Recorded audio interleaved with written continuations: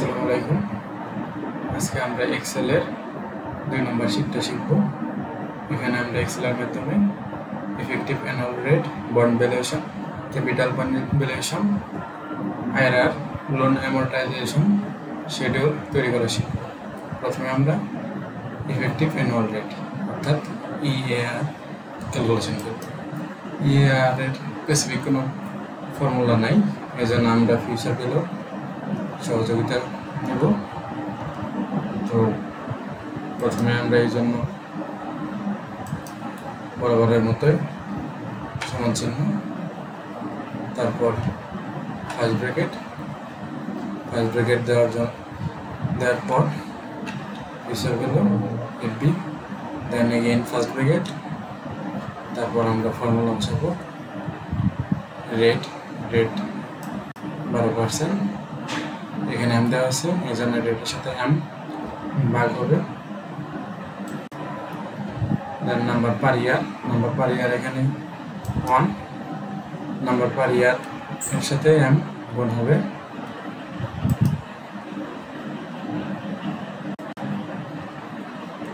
PMT, এখানে PMT দেওয়া নাই,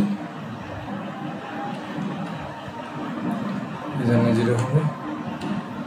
দেন প্রেজেন্ট ভ্যালু 1 দেওয়া আছে। দেন ফর্মুলা শেষে ব্র্যাকেট দুইটা ক্লোজ করে দেব। দেন -1, তারপর এন্টার চাপ দিলে রেজাল্ট এসে যাবে। এখানে রেজাল্ট 0.13, যেটা কারেন্সিতে আছে। পার্সেন্টেজ নিতে হলে এখানে উপরের দিকে এই যে এখানে পার্সেন্টেজ আছে, চাপ দিলে পার্সেন্টেজ এসে যাবে। এরপর আমরা বন্ড ভ্যালুয়েশন করা শিখব।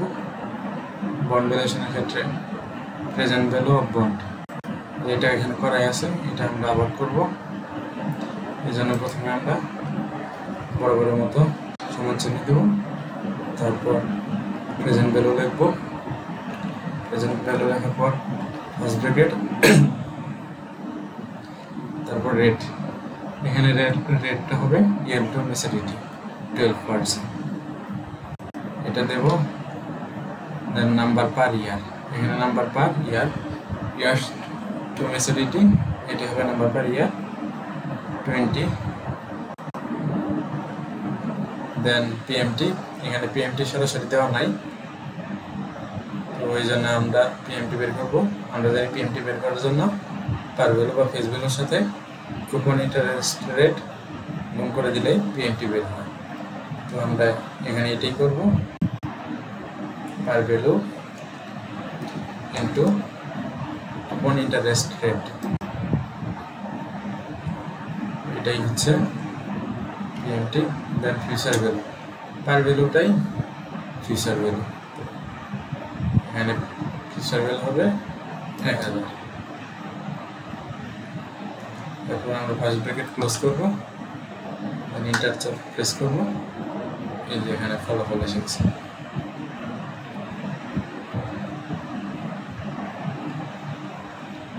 এরপর আমরা ক্যাপিটাল বাজেটিং এর করব। ক্যাপিটাল বাজেটিং এর ক্ষেত্রে আমাদের এনপিভি, আইআরআর, পেব্যাক পিরিয়ড করতে হবে। এনপিভি আর আইআরআর করার জন্য নেট ক্যাশ ফ্লোর যে অ্যামাউন্টগুলো আছে এগুলো আমরা ব্যবহার করব।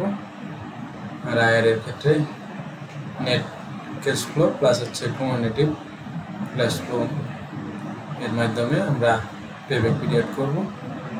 তো প্রথমে আমরা এনপিভি করব। এনপিভি করার জন্য এনপিভির ফর্মুলাটা লিখতে হবে। এনপিভি লেখার পর একই ফর্মুলাটা শো করবে। প্রথমে রেট, এখানে ডিসকাউন্ট রেট 8% দেওয়া আছে। দেন ভ্যালু 1 হচ্ছে ফার্স্ট ইয়ার থেকে লাস্ট ইয়ার পর্যন্ত। এখানে net cash floor first year থেকে লাস্ট পর্যন্ত আমরা সিলেক্ট করে দেব। দেন ব্র্যাকেট ক্লোজ করে দিব। আমরা জানি নেট প্রেজেন্ট ভ্যালু নির্ণয়ের ক্ষেত্রে ইনিশিয়াল ভ্যালু বা বিগিনিং ব্যালেন্সটা মাইনাস হয়। এখানে initial value already minus item, এর জন্য মাইনাস মাইনাস প্লাস, দেন প্লাস C9।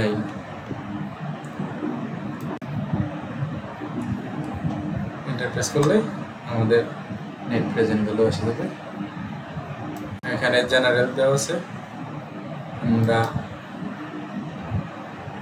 এই যে নাম্বার বা অ্যাকাউন্টিং ফরম্যাট আনবো।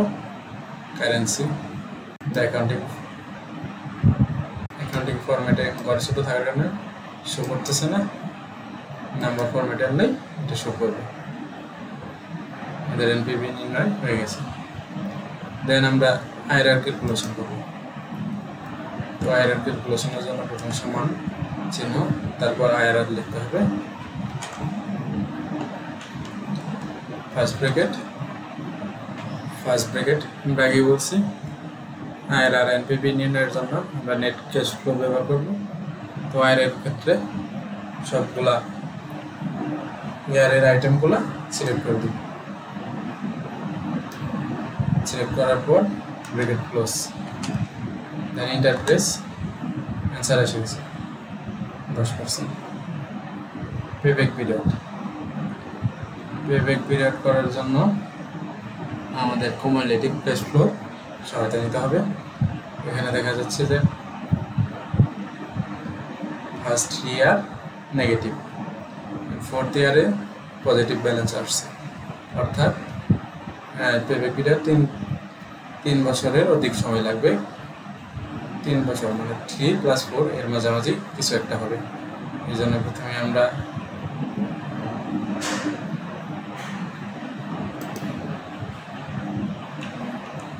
সমান চিহ্ন দেব, দেন +3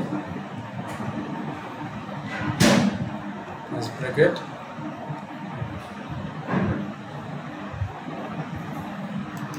then F10 that divided by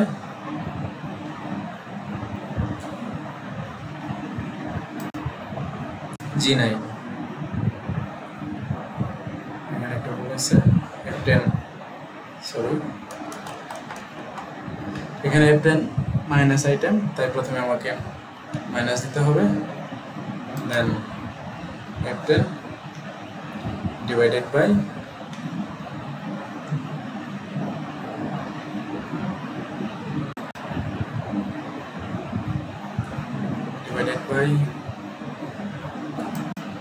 G9, then first bracket close, enter press।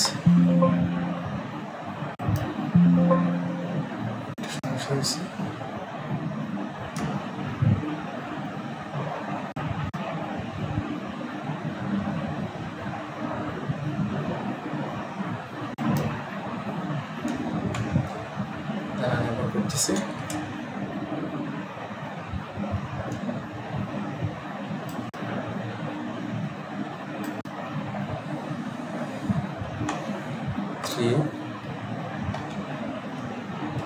Plus একটু ভুল হয়েছিল যার জন্য ফলাফলটা আসলো না। First bracket minus F10 divided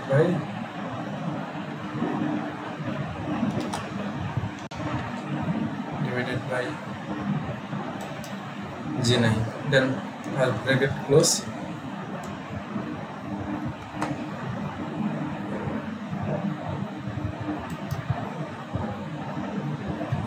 যেখানে 3.91 বল অলরেডি এসে গেছে। এটা অ্যাকাউন্টিং ফরম্যাটে আছে, তো ইয়ার্স আনতে হলে আমরা জানি পেব্যাক পিরিয়ড সবসময় ইয়ারের মাধ্যমে প্রকাশ করতে হয়। এখানে মোড নাম্বার ফরম্যাটস, তারপর কাস্টম প্রেস করার পর হ্যাশ ইয়ার্স এখানে সিলেক্ট করে দিলেই তারপর ওকে প্রেস করে দিলে 3.91 ইয়ার্স কমপ্লিট। এখানে প্রজেক্টও আছে, সেম ভাবেই ক্যালকুলেশন করলে এনপিভি আইআরআর পেব্যাক পিরিয়ড আমরা পেয়ে যাব। তো এখানে আমরা আইআরআর ক্যালকুলেশন করব আবার দুইটা প্রজেক্টে। এখানে year end cash flow project A project B দেওয়া আছে, আইআরআর এক্সআর এমআইআরআর এগুলো আমরা ক্যালকুলেশন করব। প্রথমে আমরা আইআরআর ক্যালকুলেশন করব।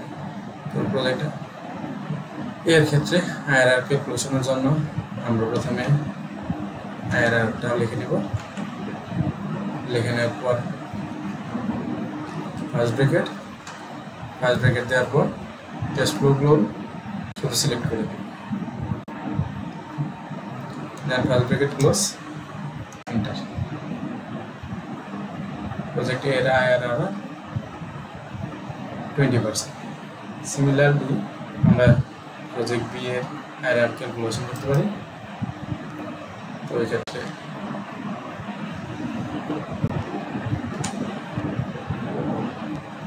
আইআরআর ব্র্যাকেট ভ্যালুগুলো সিলেক্ট করে দিব, দেন ব্র্যাকেট ক্লোজ। প্রজেক্ট বি এর আইআরআর বের হয়ে গেছে। দেন আমরা এক্স আইআরআর করব দুইটা প্রজেক্টেরই। এই জন্য আমরা প্রথমেই এক্স আইআরআর লিখে নেব।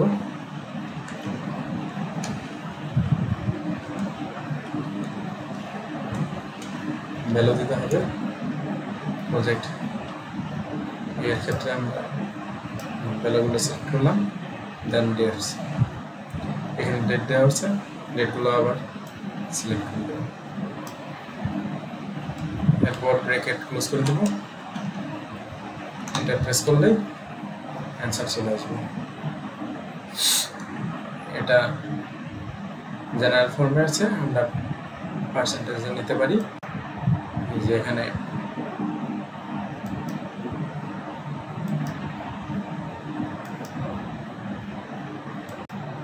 পার্সেন্টেজ হিসাব দিলে 22.05%। একইভাবে আমরা বি প্রজেক্টের ক্যালকুলেশন করতে পারি। আমরা এখন প্রজেক্ট বি এর আইআরআরটা করি। প্রজেক্ট এ এর আমরা এক্স আই আইআরআর করেছি, প্রজেক্ট বি এর এমআই আইআরআরটা করব। এই জন্য প্রথমে একইভাবে এমআইআর আর লিখতে হবে, দেন ফার্স্ট ব্র্যাকেট দেওয়ার পরে ভ্যালু। যেহেতু আমরা প্রজেক্ট বি এর এমআইআরআর নির্ণয় করতেছি, এই জন্য প্রজেক্ট বি এর ভ্যালুগুলা সিলেক্ট করব, দেন ফাইন্যান্স রেট। এখানে ফাইন্যান্স রেট বলতে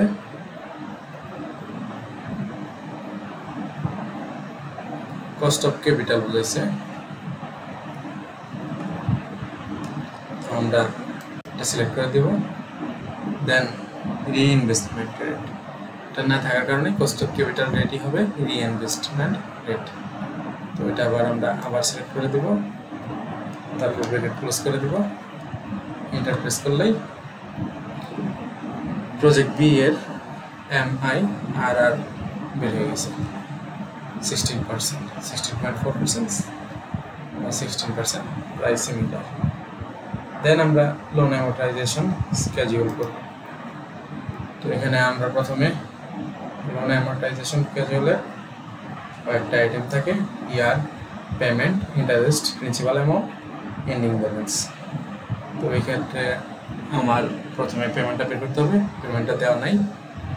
তো এখানে নির্ণয় করা দেওয়া আছে, প্রথমে পেমেন্ট বের করবো। পেমেন্ট বের করার জন্য প্রথমে পিএমটি লিখবো, পিএমটি, দেন ফার্স্ট ব্র্যাকেট দিলে ফর্মুলাটা শো করতেছে। প্রথমে রেট, এখানে রেট 12%, এখানে মান্থলি পেমেন্ট পার ইয়ার দেওয়া আছে পেমেন্ট পার ইয়ার দেওয়া আছে, এটা পেমেন্টের সাথে বাদ হবে। দেন নাম্বার পার ইয়ার দেওয়া আছে 15, এটার সাথে পেমেন্ট পার ইয়ারটা গুণ হবে। দেন প্রেজেন্ট ভ্যালু দেওয়া আছে, প্রিন্সিপাল অ্যামাউন্টটাই প্রেজেন্ট ভ্যালু হবে। দেন ফিউচার ভ্যালু দেওয়া নাই, ব্র্যাকেট ক্লোজ, এন্টার। 6000.84 এটা হচ্ছে পেমেন্ট। একইভাবে ইন্টারেস্ট, প্রিন্সিপাল এগুলা ক্যালকুলেশন করতে পারি। ইন্টারেস্ট ক্যালকুলেশনের ক্ষেত্রে শুধু আইপিএমটি, প্রিন্সিপালের ক্ষেত্রে পিপিএমটি, তারপর ফর্মুলা অনুযায়ী ব্যালেন্সগুলো বসিয়ে দিলে আমাদের কাঙ্ক্ষিত ফলাফল পাওয়া যাবে। আমরা একটা ট্রাই করে দেখি। আমরা ইন্টারেস্ট একটা বের করে ট্রাই করি। তো এই জন্য প্রথমে আমাদের আইপিএমটি লিখতে হবে।